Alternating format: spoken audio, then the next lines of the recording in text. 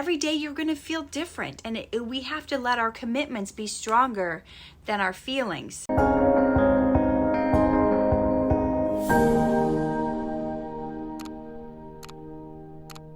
Hey, it's Katherine Norland. People ask me all the time how I stay motivated to keep working on my goals all the time. Well, I didn't used to. I've got some friends who struggle with depression, and I used to as well. And they just don't feel like doing anything. It's hard to drag yourself out of bed sometimes. And, these friends of mine, they've had a lot of disappointments in their life, or they've been a giver and they were giving, and they never got repaid. Has that ever happened to any of you? No one ever gave them back the promises that they promised. It didn't come through. So whatever it is that's got you in a funk or down, that's making you not want to work on your goals, whatever's stopping you from going towards your goals and your commitments in life, whatever it is, you have to figure it out. Not feeling motivated and not feeling the inspiration is something you have to know about. You have to figure it out, and you have to, you can't fix something if you don't know what it is. So, are you letting your feelings dictate what you do that day? I used to be that person that let my feelings determine whether I worked on my goals or not. Listen, write your goals down, write down what your commitments are and what you want to take care of. And don't stop working towards it just because you don't feel like it that day. Because every day you're going to feel different, and we have to let our commitments be stronger than our feelings. So yes, some days you may feel tired, some days you may feel up, some days you may feel down, you may not feel like it. The thing is, what's going to make the biggest difference is when you take the steps toward your goals every day, no matter if you feel like it or not. Your feelings are irrelevant. You have to take daily steps whether you feel like it or not. And I don't say that to be cold, but feelings are like the wind. They just move in any direction. And we can't let ourselves be blown around. We cannot be subject to changing everything on a whim just based on how we're feeling. Listen, you could be in the most depressed state of your life, but if you get a phone call with really good news, it's like something happened. Suddenly you're overjoyed. You're ecstatic. And you're bouncing off the ceilings and the walls, and you're tap dancing and you're doing whatever just from one phone call with a little good news. Well, you can change your mood. You can. Yes, you can decide to be happy or to be angry or to be sad, or no matter what is going on. You can decide that even in spite of whatever is happening or whatever is going on in your life. You can still decide to be happy even if some parts of your life are falling apart. I know.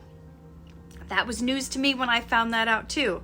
I thought if bad things were happening, I wasn't allowed to be happy.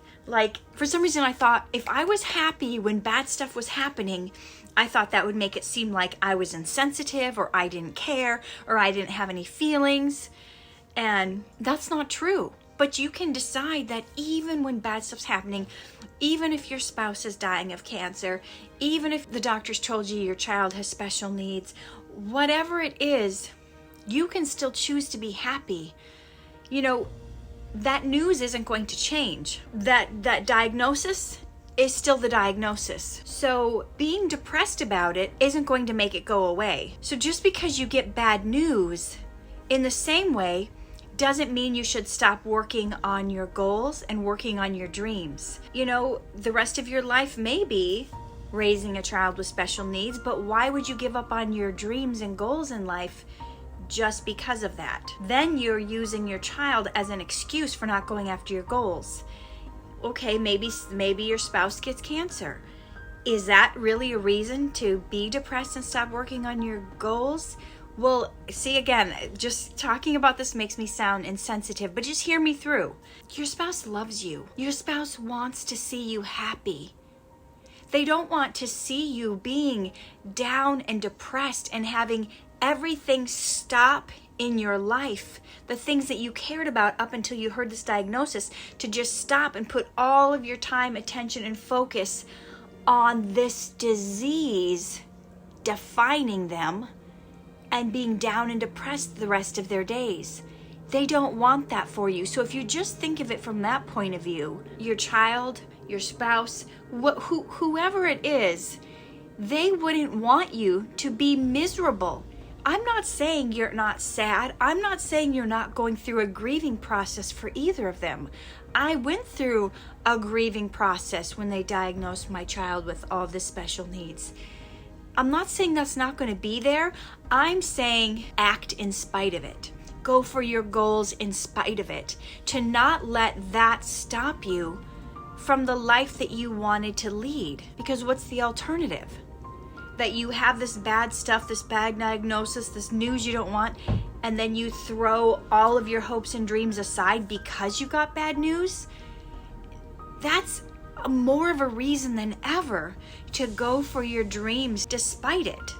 To keep making a difference, to keep going ahead, plowing ahead. Bad news is going to happen. We don't have to be crushed by it. We don't have to stop. Yeah, it may throw us on our back and put us in a temporary depression, but we don't have to stay there. That's the thing. We have a choice. We don't have to stay there. So even beyond that, even if you don't have what you feel like it takes to change your mood, you still can take a step towards your commitments and towards your goals, whether you feel like it or not, whether you feel happy or not. Even when you're down, you can make a few strides. You know, maybe you'll have to do the more simple things, but you can still inch towards your goals, because you know what? Nothing fills you up like accomplishing your dreams and goals does. And we can't let our moods stop us from achieving what we feel like our life's purpose is, what we were put on earth for, what we were made for, just because we have some down days or there's bad circumstances happening. And you know, that has been the key to my success in life, is acting even if I don't have everything going right, being able to accomplish what I want, even if life isn't going the way I want it to, and to do what I want and make strides towards those goals, even when I get bad news. You know, in the past, I would have gotten a bad phone call or got bad news, and then I would lay around depressed for a week and crying about it and thinking about it, and that just made me more depressed because that's all I was focused on. But if you take your eyes and the focus off the bad news you got, the bad things that are happening, and you put them on your dreams and your goals and what you want to accomplish, especially if it's something that's going to help others and it's, you know, going to pierce through the hearts of mankind and make a difference, that's a reason to keep going. We can't be so inwardly focused on our own pain that we take our eyes off the things we want to accomplish if they're going to be a blessing to others. So I got to a point a couple of years ago where I quit letting my feelings dictate whether I took action or not, and forcing myself to take action, even the tiniest little baby steps towards my goals. I found that was the very thing that changed my mood and motivated me to do more and to keep going, and it actually got me out of my funk. So instead of waiting for the inspiration or the motivation to hit me, or waiting for me to be in the right mood in order to take action, I took the action first, and that brought the motivation, that brought the inspiration, that made me want to keep going. It made me get in a better mood to keep doing those steps. And it changed the brain chemistry, and it made me more excited and more joyful, and it made me want to keep going. So that's just a tip for you guys. I think you could make a big difference in your life when you stop considering how you're feeling. Your feelings lie to you, and work towards your commitments rather than letting your feelings dictate what you do that day or not. So leave in the comments what you're going to do no matter how you're feeling. Write down the thing that you are committed to do and that you're not going to let your feelings stop you. You're not going to let the bad news stop you. You're not going to let the bad reports stop you. But you are going to change. You're going to bring your own motivation. You're not going to wait for someone to get you motivated. You're not going to wait for the right circumstances. You are going to create the environment that excites you and motivates you. And you're going to make strides despite how you're feeling.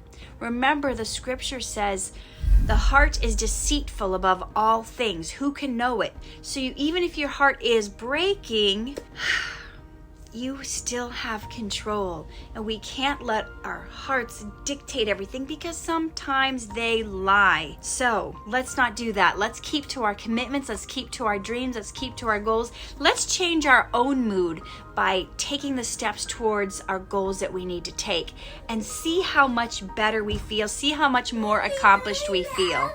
All right, guys?